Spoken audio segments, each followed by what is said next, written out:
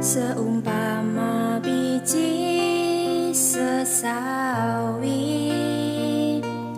yang ditaburkan di... Shalom, saudara kasih Tuhan, kembali kita dalam renungan pagi hari ini, dan ini pesan yang bisa saya sampaikan di tahun 2021 di awal. Saudara kasih Tuhan, kita telah melihat beberapa hal. Kita harus kuat dan teguh hati kita.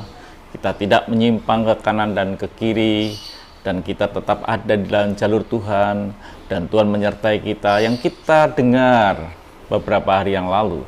Tetapi pada bagian ini, bagian yang ke-6 ini, ada sesuatu hal yang sangat penting supaya kita bisa bertindak hati-hati. Kemarin kita telah sampaikan bahwa kita mesti harus bertindak hati-hati supaya hidup kita ini beruntung. Firman Tuhan dalam Yosua 1 ayat yang ke-7 di bagian yang terakhir dikatakan, janganlah menyimpang ke kanan atau ke kiri supaya engkau beruntung kemanapun engkau pergi. Jadi kita tidak boleh menyimpang ke kanan dan ke kiri supaya kita beruntung kemana kita pergi, kemana kita melangkah.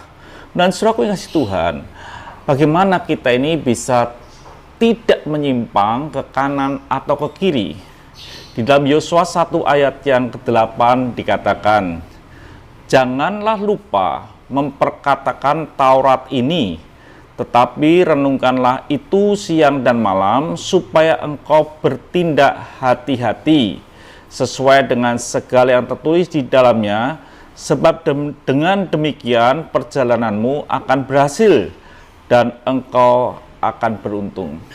Keberhasilan dan keberuntungan itu ada keputusan hati kita.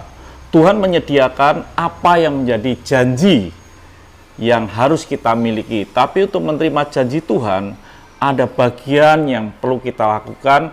Kita harus bertindak hati-hati, tidak ke kanan, ke kiri. Lalu bagaimana supaya kita ini bisa bertindak hati-hati? Ada satu bagian, bukan sekedar berperang, tetapi ada bagian yang disebut bahwa kita mesti memiliki persekutuan dengan Tuhan, mempunyai waktu dengan Tuhan, bersama dengan Tuhan. Sehingga Tuhan katakan, janganlah engkau lupa memperkatakan Taurat ini, tetapi merenungkanlah itu siang dan malam. Artinya bahwa kita punya waktu dengan Tuhan. Di tengah-tengah kesibukan kita, kita punya waktu merenungkan. Di tengah-tengah kita ini beristirahat malam hari, kita punya waktu dengan Tuhan. Dan waktu yang kita gunakan untuk bersekutu dengan Tuhan ini akan berdampak supaya engkau bertindak hati-hati sesuai dengan segala yang tertulis di dalamnya. Sebab dengan demikian perjalananmu akan berhasil dan engkau akan beruntung. Jadi di bagian ini yang sangat penting yang harus saudara miliki adalah saudara punya waktu dengan Tuhan. Di tengah-tengah kesibukan siang hari dan di tengah-tengah istirahat malam hari, kita mempunyai persekutuan dengan Tuhan, memperkatakan dan merenungkan firman Tuhan supaya kita bertindak hati-hati. Ini saudaraku yang harus terjadi dalam hidup kita di tengah-tengah peliknya dunia ini, dan kita tahu bahwa Tuhan menyertai hidup kita dan kita pasti akan berhasil dan beruntung. Untuk mencapai hal itu, berikanlah waktu untuk Tuhan, untuk merenungkan firman Tuhan, untuk bersekutu dengan firman-Nya, untuk kita merenungkan apa yang Tuhan sampaikan supaya kita bertindak hati-hati. Dan ketika kita bertindak hati-hati, maka hidup kita ini akan beruntung dan berhasil. Itu yang saya sampaikan, sudah kasih Tuhan, supaya ini pesan yang terakhir di tahun 2021 ini tentang kisah tahun baru ini.